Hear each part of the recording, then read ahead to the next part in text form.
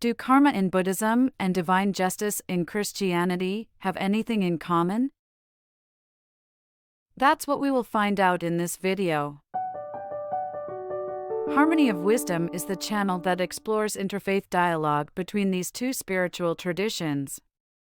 If you would like to learn about connections and differences between Christianity and Buddhism from the perspective of spiritual enrichment, I invite you to subscribe to the channel and click on the little bell. Let's start with the concept of karma.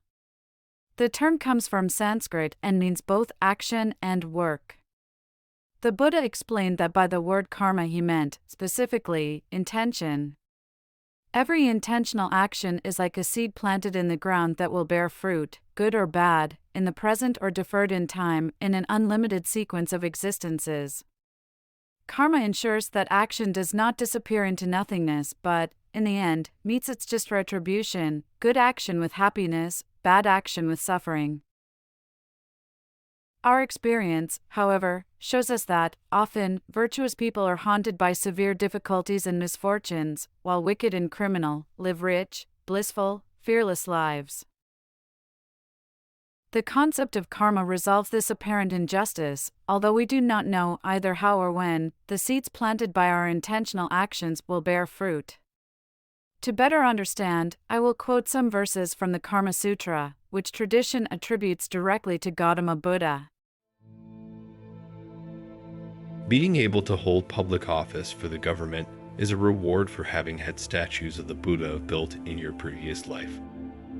Being free from food cravings is a result of donating food to the poor in your past life. Donating clothes to monks will ensure that you are well stocked with clothes in your future life.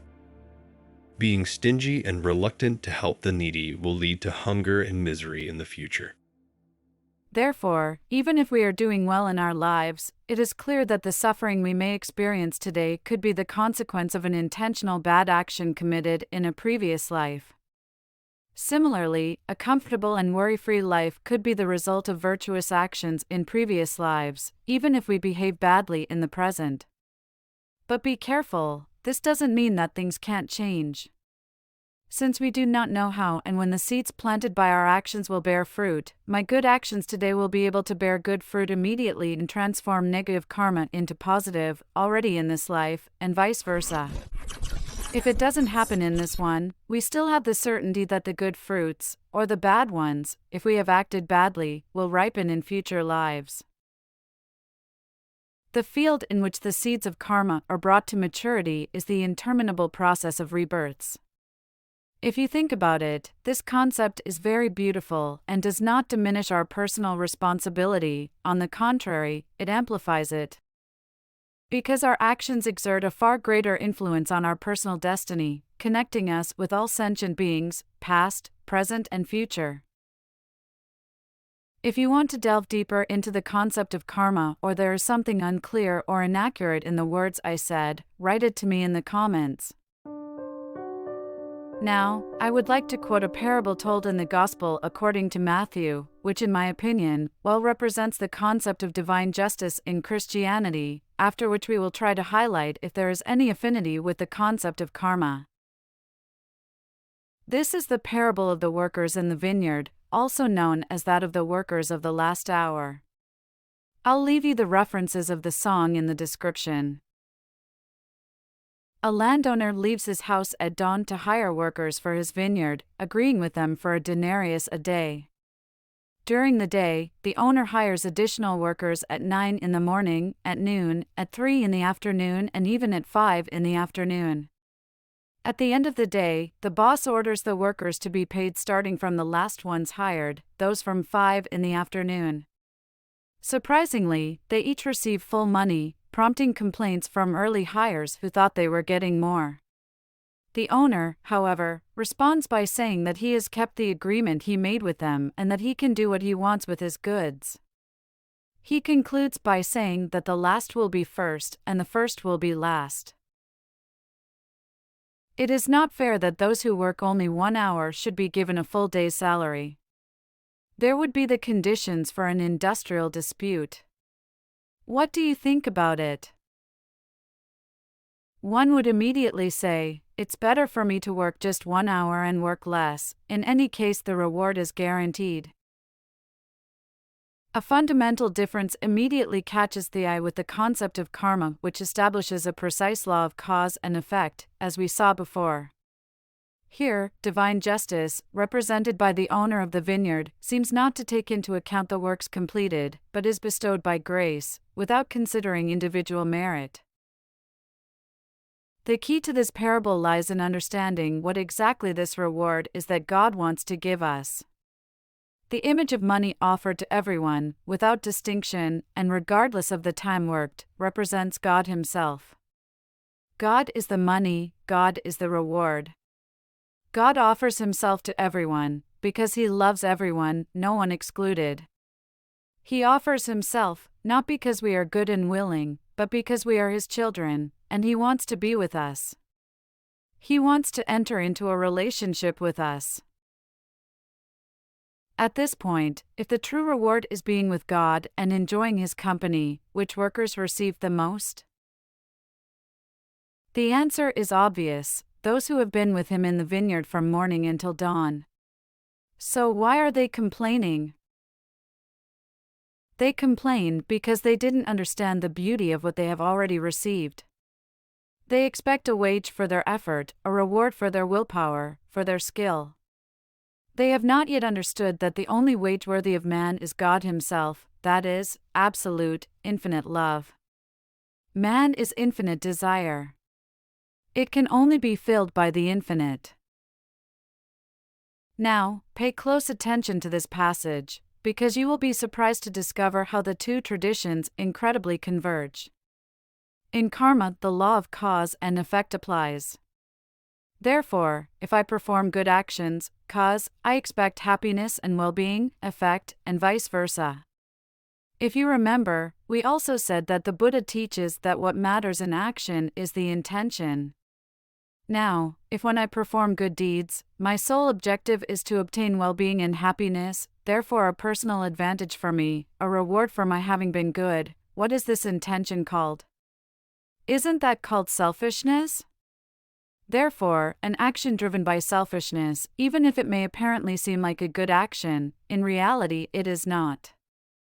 Most likely, that type of action plants a negative seed in the field of karma, which will certainly bear fruit. We believe we are fueling positive karma, when in reality we are doing the exact opposite. The vineyard workers, who had started at dawn, expected an adequate reward for having endured the burden of the day and the heat, a greater reward than that of those who had worked only an hour.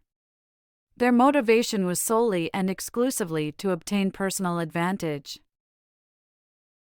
The great thing is that the reward is given to him. But it is not appreciated. In fact, it is despised.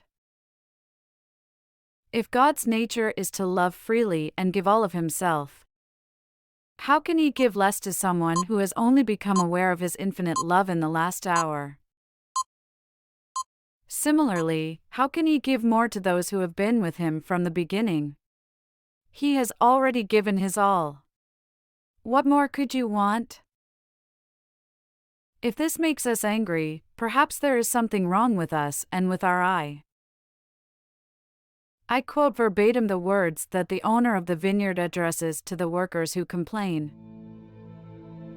Friend, I don't view you wrong. Have you not agreed with me for a denarius? Take yours and go. But I also want to give to the latter as much as to you. Can't I do with my things what I want? Or are you jealous because I'm good? Everyone happens to think, look at those people having fun. I have to work hard, I have to work, and them? Look! Do you feel the envy underneath? Do you think this feeling can fuel positive karma in our lives?